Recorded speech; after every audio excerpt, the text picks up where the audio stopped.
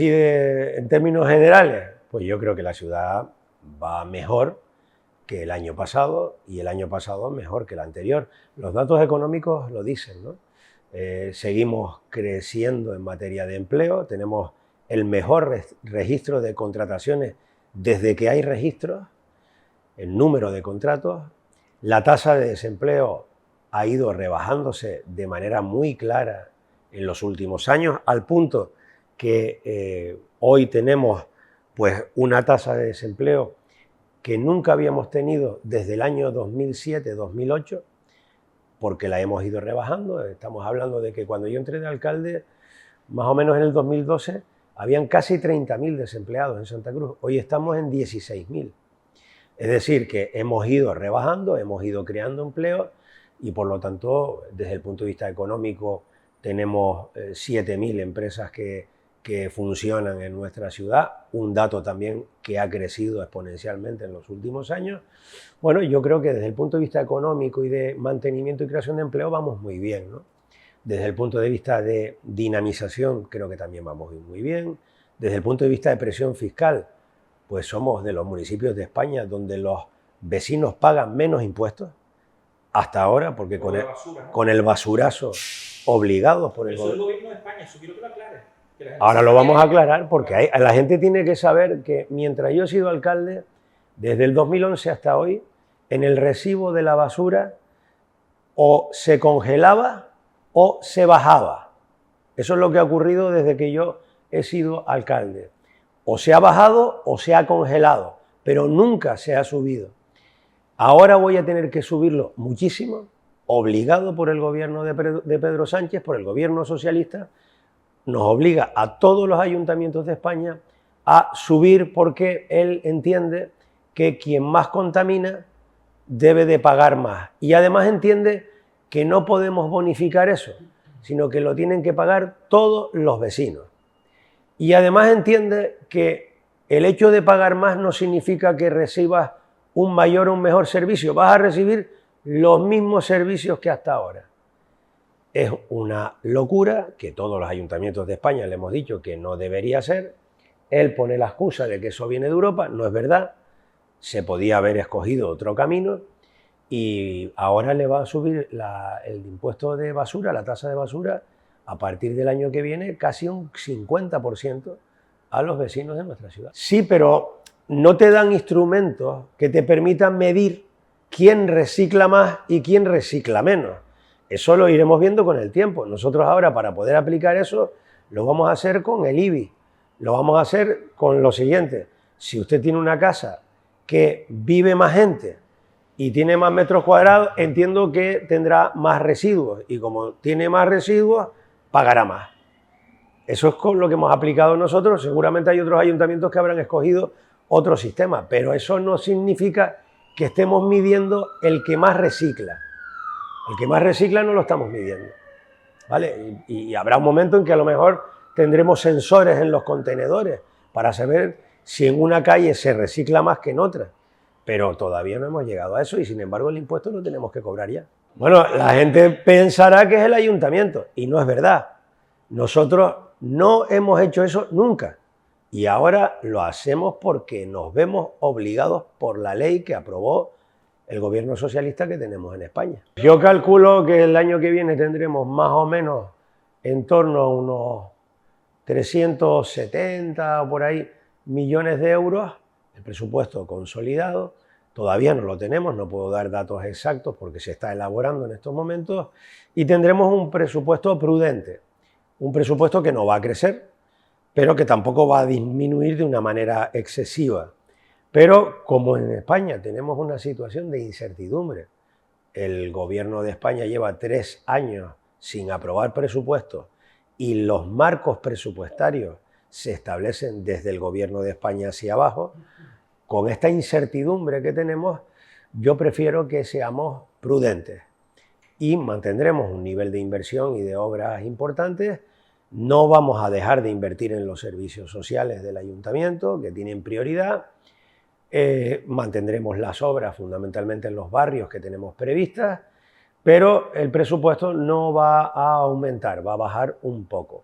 Entonces, bueno, tendremos que ajustarnos un poquito más el cinturón en determinadas cosas que no sean tan importantes, pero lo importante está garantizado. Le he hablado del basurazo, que es un rastrillazo, y le he hablado de el no tener presupuesto nos afecta a todos, el segundo rastrillazo. ¿Le podría dar alguna cosa concreta de felicitarle?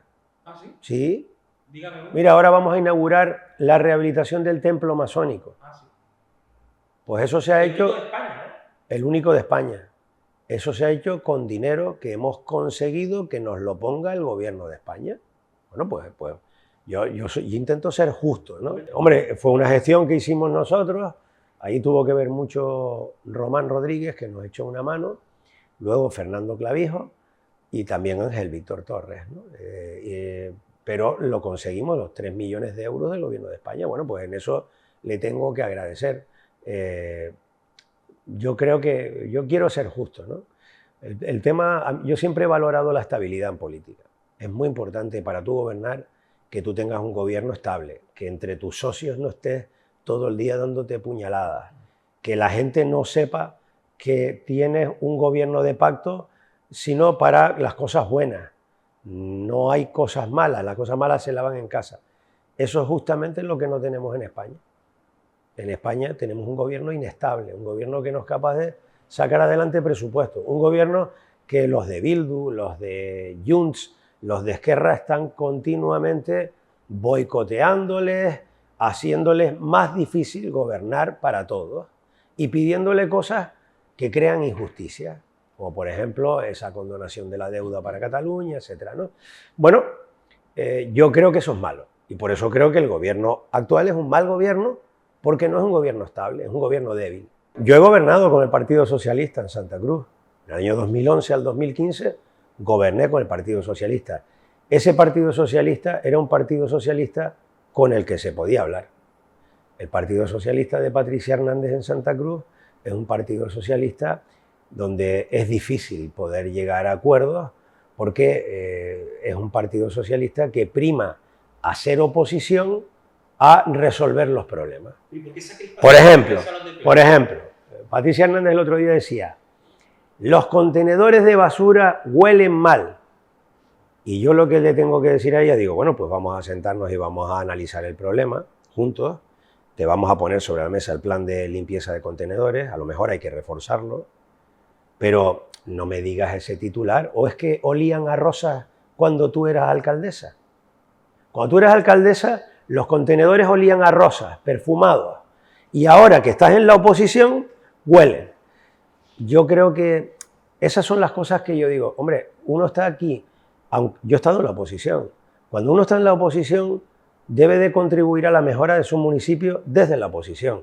Hay maneras de enfocar las cosas y yo siempre, para resolver problemas de mi ciudad, el PSOE o Vox, o quien esté en la oposición siempre va a tener la mano tendida. Ahora, para hacer demagogia y titulares fáciles, para eso lo que va a recibir son pues contestaciones. Yo he estado en la oposición. Y el Cabildo también ha estado en la oposición. Y mi oposición, y si no vamos a la hemeroteca, mi oposición siempre ha sido constructiva. Siempre ha sido de proponer cosas, aunque luego no nos lo hayan aprobado. Mire, le voy a dar un dato. Yo llevé una propuesta estando en la oposición para rehabilitar el bloque, una zona de baño de Valleseco. Y el Partido Socialista, que gobernaba con Patricia Hernández de alcaldesa, votó que no y no salió. Cuando yo entré de alcalde, lo que hice fue rehabilitar el bloque y ponerlo como zona de baño. Luego, ¿era bueno o no era bueno? Era bueno. Si era bueno, porque no lo aprobaste, aunque fuera la oposición quien te lo propusiera, ¿no?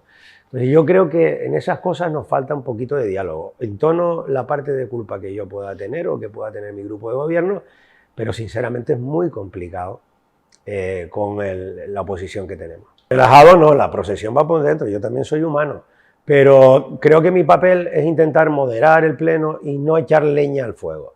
Ahora bien, cuando tengo que contestar, dando los puntos sobre las IES, lo hago, sin ningún problema.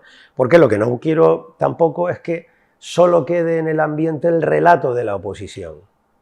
Si solamente queda el relato de la oposición, pues no vale la pena.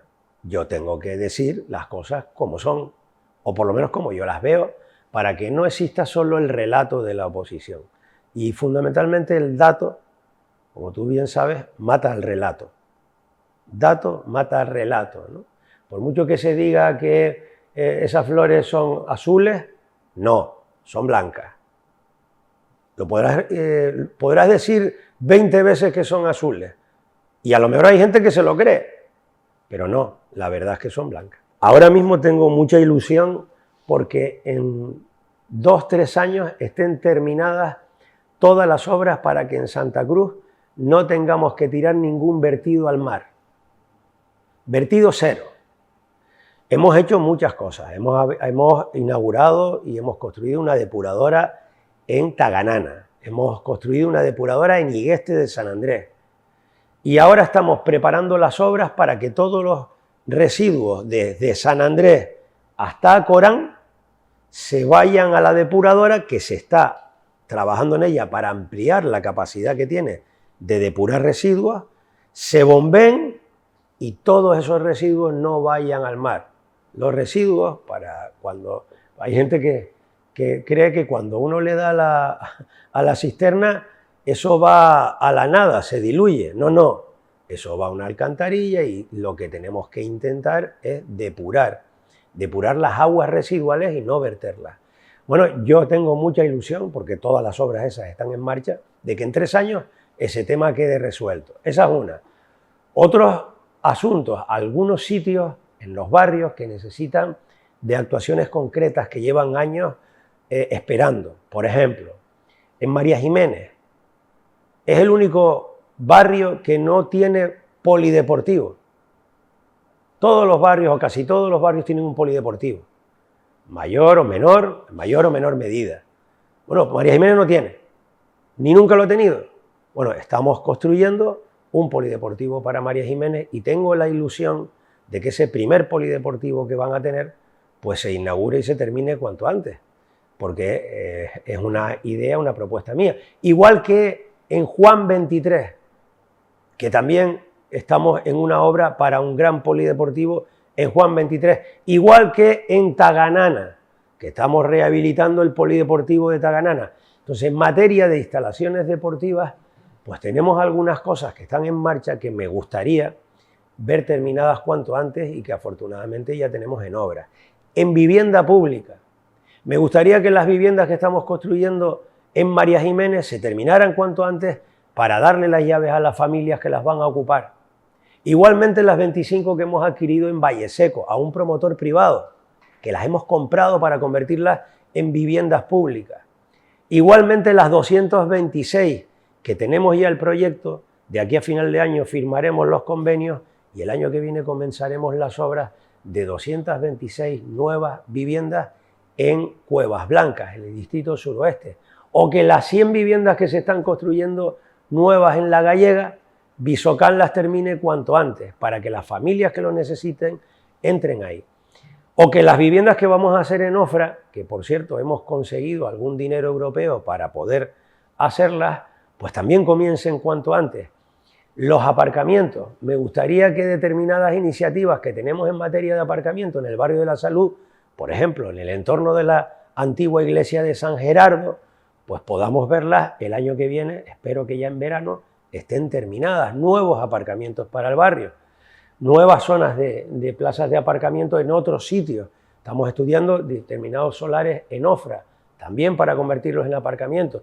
Me gustaría que una plaza entre las 2 torres de Cabo Llano, que nunca han tenido en esa zona una plaza, puedan tener a partir ya del año que viene, inauguraríamos en el 27, una plaza entre las 2 torres de Cabo Llano, donde vive muchísima gente en esa zona y tienen muy pocas infraestructuras públicas, ¿no? Tienen mucho privado, centros comerciales y tal, pero público tienen poco, ¿no?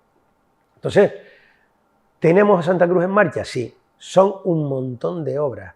Es el mayor plan de inversión en barrios y centros que hemos hecho nunca, nunca. El Parque Vireclavijo, acabamos de firmar con CaixaForum el primer CaixaForum de Canarias. Solamente grandes ciudades españolas como Sevilla como Zaragoza, como Madrid, como Barcelona, como Palma de Mallorca, tienen un CaixaForum. Cuando se terminen las obras del Viera y Clavijo, CaixaForum va a abrir en Santa Cruz de Tenerife, el único en Canarias. ¿Sabes lo que significa eso? 22 millones de actividad cultural y educativa que ¿saben lo que nos van a costar a los chicharreros? Cero. Dinero de inversión privada a beneficio de todo el mundo. Al igual que el centro deportivo que hemos inaugurado al lado del estadio, un centro deportivo, un complejo deportivo con un gran gimnasio moderno, con piscina cubierta, 2 canchas de tenis, 2 de pádel, 4 de squash, un nuevo pabellón Paco Álvarez. ¿Sabes cuánto nos ha costado a los chicharreros? Cero. ¿Por qué? Porque hemos hecho una cooperación público-privada con una empresa que nos ha construido el centro y que lo ha puesto a disposición, pues cobrando como se cobra, como se ha cobrado toda la vida por una cancha de tenis en esa zona, en ese sitio, cuando también eran públicas. Es decir, cobrando con unos precios bastante populares, sobre todo dirigidos a la familia. Hay casi 9.000 socios ya en los primeros 3 meses. Bueno, yo creo que ha sido una revolución, ¿no?, en el centro de Santa Cruz. Bueno, pues esa es la manera que tenemos de gestionar. Tengo la ilusión de que en esa parcela hotelera de las Teresitas, que todo el mundo dice, va a construir un hotel. Oiga, ahí siempre ha habido una parcela hotelera. Detrás de las Teresitas, no en primera línea de playa, detrás de las Teresitas, detrás de la montaña, el ayuntamiento es propietario de una parcela urbana que desde que yo tengo la posibilidad de ser alcalde es hotelera, pero nunca la hemos desarrollado. Ahora lo que vamos a hacer es modificarle el uso para poder hacer otras cosas diferentes a un hotel. Y yo tengo la ilusión de poder ver ahí algún día un centro sociosanitario, como en su día vimos un centro sociosanitario en el antiguo hospital militar, que se hizo cuando yo era consejero de Asuntos Sociales del Cabildo, y hace muchos años que se inauguró y sigue funcionando. Entonces, tengo una ilusión tremenda por ver cómo avanzan proyectos y los vemos ahí. Ya no te hablo de proyectos a largo plazo, como 2 grandes proyectos a largo plazo. Por un lado, la desmantelación de la refinería y convertir 570 y pico mil metros cuadrados en el centro de Santa Cruz, al lado de la avenida Manuel Hermoso, al lado de la zona de Cabo Llanos, lindando con barrios tan populares como Buenos Aires, como Chamberí, como Llano Alegre, lindando con toda esa zona, la expansión de la ciudad. Una ciudad sostenible, quitamos refinería, construimos la expansión de Santa Cruz. Un proyecto precioso, a 20, 30 años vista, pero un proyecto de ciudad, que vamos a ver, que se hará, como se hizo en su día Cabo Llanos, que también era refinería, más allá de 3 de mayo. Y luego el otro gran proyecto que sería seguir dialogando con el puerto para ocupar ciudad. Después de conseguir los charcos de Valle Seco, el entorno del Palmetum, la zona del Parque Marítimo, pues queremos que en la terminal, antigua terminal de contenedores La Candelaria, esa zona que no le sirve mucho al puerto porque no es muy competitiva, porque cuando se hizo no se tuvo en cuenta la orografía, la batimetría. Ahí hay una batimetría de 8 o 9 metros de profundidad. Los grandes barcos hoy necesitan 14, 12 metros. Bueno, no le sirve mucho al puerto, pero igual le puede servir mucho a la ciudad y al puerto. Entonces, ese es otro proyecto de futuro, de 20 años por delante, en el que hay que trabajar. Tenemos que trabajar en cosas a corto plazo, como ayer con los vecinos en el barrio de Salud, que hablábamos de una obra que empieza ahora en octubre de saneamiento, ¿vale? Y tenemos que trabajar en proyectos a largo plazo. La ciudad no para, tenemos que ver todas las cosas. Santa Cruz está en marcha y yo estoy a tope, el grupo de gobierno está a tope y bueno, he hablado solo de algunas cosas. Ahora que está muy de moda todo el tema este del carril bici, que está la gente con el rollo del carril bici y tal, la sostenibilidad, pues mira, hace 20 años los patinetes eléctricos no existían, las bicicletas eléctricas tampoco. La calle San José estaba llena de coches y de parking. La calle del Castillo en los años 70, principios de los 80, estaba llena de coches. La Plaza de España estaba llena de coches. Habían coches por todos lados. Y esta ciudad decidió, como muchas ciudades en el mundo, que en los centros teníamos que ir potenciando el transporte público. Se creó el tranvía, por ejemplo. Se mejoraron las frecuencias de guaguas, por ejemplo. Se pusieron guaguas más sostenibles, híbridas o eléctricas. Y además de eso, se fueron sacando los coches a otras zonas de aparcamiento. Se creó el intercambiador, el parking más grande de Canarias, que no se llena nunca. 1.400 plazas de aparcamiento que están a 7 minutos caminando hasta la puerta del mercado, en zona llana, hasta 14 minutos caminando desde el intercambiador a el monumento al Chicharro, el corazón de la ciudad. Entonces, bueno, la ciudad, claro que ha ido cambiando, claro que ha ido evolucionando, claro que el Santa Cruz de hoy es un mejor Santa Cruz que el de hace años. Todos tenemos que adaptarnos y es normal que haya resistencia a los cambios. Cuando la calle San José se peatonalizó, hubo resistencia. Los comercios creían que era la debacle. ¿Con el tranvía, te acuerdas? Bueno, con el tranvía hubo una resistencia brutal. Y hoy en día el tranvía tiene 25 millones de usuarios al año. Hoy en día un joven no entendería la movilidad en Santa Cruz sin el tranvía. Entonces, bueno, la resistencia al cambio es un factor con el que te tienes que topar. Nosotros tenemos 900 kilómetros de vía y solamente estamos hablando de hacer un carril bici separativo en 2 kilómetros. 900 kilómetros de vías dedicadas a los coches, 2 kilómetros dedicados solo a bicicletas y patinetes. Y aún así, 2 kilómetros y medio, dedicados a un carril separativo, porque la bicicleta y el patinete pueden ir por donde van los coches. Pero ¿quién se la juega, compañero? ¿Tú crees que a mi hijo, que todavía tiene 1 año, cuando mi hijo tenga 17 años, yo le digo, coge un patinete y tira por la 3 de Mayo para arriba? ¿O por Méndez Núñez? Hombre, se las están jugando. ¿Cuál es la única solución? ¿Ampliar los carriles de la autopista desde Santa Cruz al sur? ¿Más coches? ¿Para más coches, para más obstáculos? La única solución es dar alternativas de transporte para que el señor coja y diga, dejo el coche y cojo otra cosa. Tú, si tú vives en Santa Cruz y trabajaras en el sur y tienes que coger el coche, ir y venir todos los días y te dicen, usted va a tener un tren que usted lo va a coger, puede echarse hablando mal, una sobada, o se puede poner a leer, o puede ponerse a oír música mientras coge el tren hasta su sitio de trabajo en el sur, o un señor que está en el sur que quiera venir a Santa Cruz a resolver un papel, o al banco, o a trabajar, y tú no dejarías el coche. Pues seguro que lo dejas y te vas al tren. Por eso aquí llevamos un retraso en materia de trenes que en la península no han tenido. Fíjate. 4 años más de retraso por el Partido Socialista también. Sí, porque el Partido Socialista paralizó el tema del tren. Cosa que yo le preguntaba al presidente del Cabildo y dice, ¿pero por qué?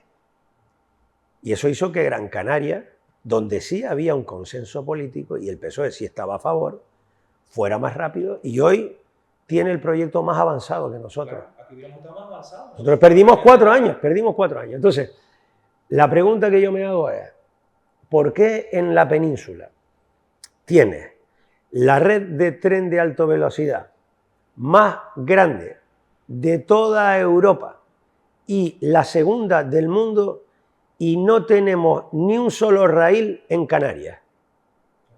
De todo ese dinero que el gobierno de España ha invertido, nosotros hemos visto cero.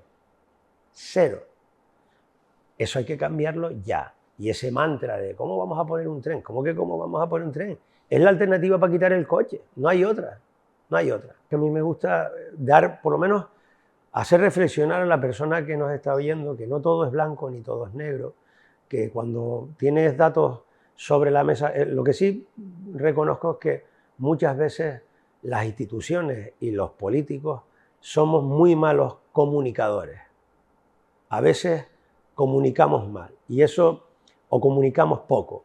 Y eso en las redes sociales es un caldo de cultivo para los desinformadores, que están a la orden. O sea, los desinformadores, eso están a la orden del día. Eso es, cada día es más desinformadores, ¿no? Negacionistas del cambio climático, negacionistas del tema del coche, conspiranoicos de todo tipo. Y claro, eso lo que nos produce es mucho desasosiego en la población, mucha incertidumbre, mucha inseguridad y crispación. Yo siempre he pensado que entre el blanco y el negro, a lo mejor los grises, gris oscuro, gris, pues a lo mejor es ahí donde vamos a encontrar el camino bueno.